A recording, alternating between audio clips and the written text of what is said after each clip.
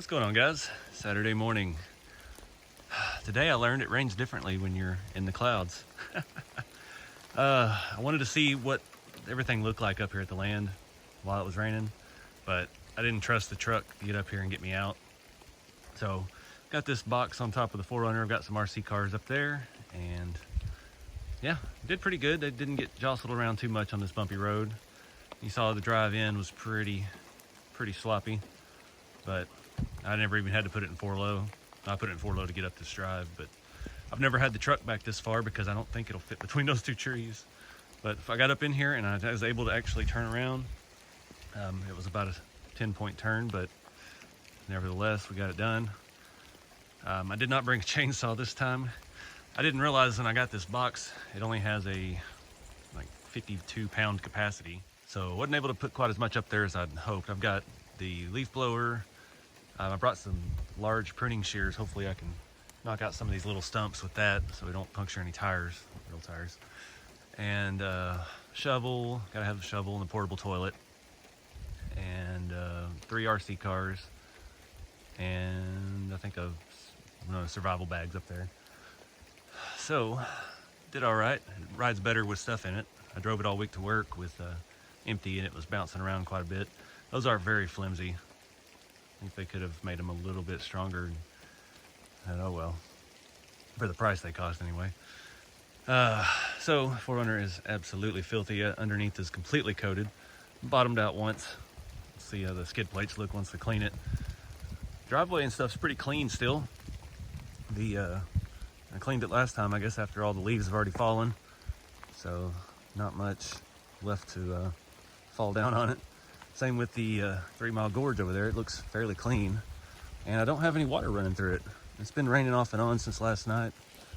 I thought this would be a flowing, raging creek, but it's really nothing. Everything's just wet, and yeah. That was pretty cool. I'm excited to be back that far, and I think the driveway is going to turn to the right of the 4Runner and go that direction. And that will be a nice big turnaround eventually where I can get the truck in there. But not much activity up here, which is good. That's the dead end. See, there's a nice big swamp right there before you get to the turnaround. Noticed the lot next to me, someone had dumped some gravel in the ditch, but it looked like it was barely big enough to walk over, so I don't know if they were thinking about driveway or what, but wasn't very much to see. It's kind of cool. As soon as I got halfway up the main road, it just fogged me in. I've got those Baja Designs fog lights that replaced the factory fog lights on here. Finally got to use them. They did actually help, even though it's light out. It helped kind of see the edges of the road through the fog. But those were a pretty penny, but they are pretty cool. They are amber colored. I have those in the Amazon store if anybody's looking. Those will fit Tacomas and 4Runners of the newer body styles. All right, got camp set up. Trying something different here. The old 4Runner is actually pretty comfy. Got a twin air mattress, got a cup holder, got some gear on the side here. Got my raincoat hanging up. The rain's supposed to stop here in a couple hours, so I think I'm just gonna relax and listen to the rainfall, and then have some fun here later once it dries up a little bit. All right, guys, had a decent little nap. Rain has stopped. Got the trail blown off. It didn't take very much. Went ahead and clipped all the stumps in the driveway, all the ones I could. Sun's trying to come out, but I don't think it's gonna make it. This is one thing that kind of stinks about the 4Runner. I already got my bed all dirty here. The bumper on this, end up getting dirt all over yourself getting in and out. It's kind of a pain. And I don't have my nice table tailgate like I have at the truck to work on the RC cars and get them ready. But yeah, before I film the video, I'm doing a shootout between the SCX 10.3 and a super budget Gen 8 Red Cat. See what the difference is between a $200 RC and a $520 RC, because that Gen 8's pretty nice. I'm curious to see how it compares, you know, rock for rock. But before we do that, in this video we're gonna run the old red Yota just to kind of warm up. Still trying to wake up and check out the track and everything. So I'm gonna throw this little lipo in it and we'll hit the trail. There's no way I could have filmed that, but it wasn't bound to the radio anymore, so I had to jump with a body clip to put it in bind mode. But it worked. We were alive. Oh, let me turn it on. We were ready to go. Well, I guess they got bounced around a little more than I thought up there in that cargo box. Took off and the one of the 4-link bolts came completely out. So I'm gonna kind of give it a once over and hopefully I can get that back in. It's kind of an awkward spot. It has to go in from the inside. Might be able to, yeah, I think I can get it in underneath the skid plate. Interesting. Might have to add some cushion up there for.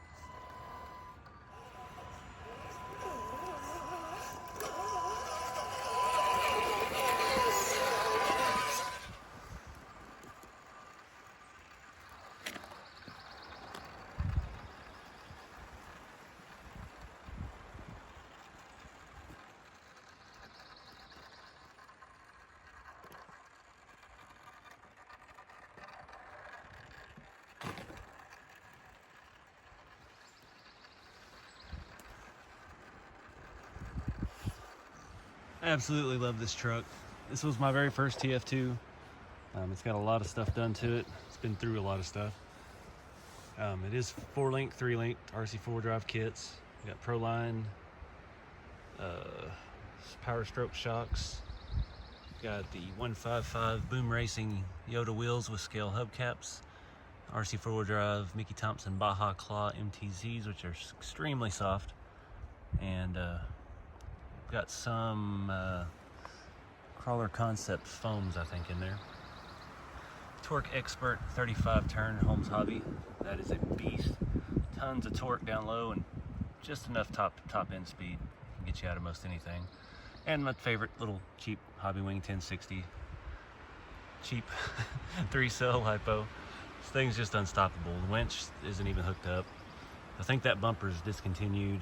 I've bounced all this stuff around from rig to rig so much, but I'm pretty happy with this setup. My old body, it's got the original homemade bob bed with the scale booger welds. My homemade roll cage, roll bar. My first attempt at scale interior. That body's been a lot of things. I lost all the mirrors. Broke this, broke that. Looks great.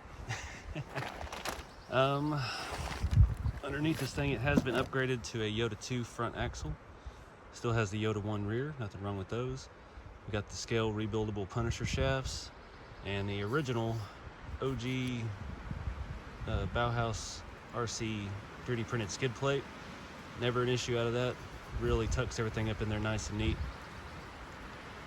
Really love this thing. Metal sliders, homemade metal rear bumper to fit the bob bed. That was brazed. See, it's been broken, and I think I welded it back the last time. But just an all-around awesome rig.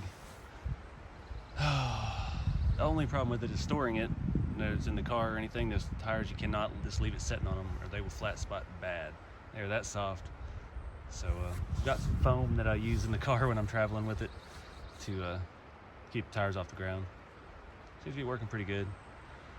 So I'm gonna get the other rigs ready and shoot the other video, and then we'll get back to camping. All right, so here's a sneak peek of that next video that's gonna come out. The Gladiator SCX-10-3 portals, ready to run, $520 plus tax, versus Red Cat Gen 8, almost ready to run, $150 in my Amazon store. And we've got basic everything. We've got a used RC4 drive, what is that, a 35 turn, I think? I don't even remember. Cheap servo off Amazon, Hobby Wing quick run, hooked up to my old DX3S. And same battery, same voltage, portals, box stock. Got used RC4 drive 1.9s with what are those? Baja MTZs that came on the C2X. So about as cheap as you can build it. The kind of the Proline 65 Chevy truck cap just kind of botched on there because I didn't have any other bodies. I don't have a whole lot of Lexan. So let's get these things out and see what they do. And stay tuned for that video coming whenever, because I don't know when this is going to air. So getting in here, I thought it was going to be extra tough. There's some pretty good washes like you saw in the beginning. And they were pretty muddy, but I was in 4 high, put it in 4 low to get in the driveway, and even got to use any of the special tool belt things this has. Up there on the console, we've got crawl control, rear locker, what is it, ATC, the traction thing where it kind of syncs for you and puts power to each corner as needed. Well, it doesn't really put the power, it actually just brakes where it's not getting traction to force traction to the other tires, but it does it all in milliseconds. It's pretty smart system. So one day we'll get to try all that out, hopefully. All the 4Runners and Tacomas, and I think all Tundras and stuff, you see underneath the steering wheel there is a button that says 400 watt AC 120 volt. It's got a power inverter built in. The plug is back here in the back. I use that to inflate the air mattress. I've got a little electric pump. Just have to have the key on. Didn't want to overdo that too much because I don't want to run the battery down while I'm out here, but another neat little camping feature these things have. Another cool little gadget. I think I have these in the Amazon store still. This is a LED light, inflatable.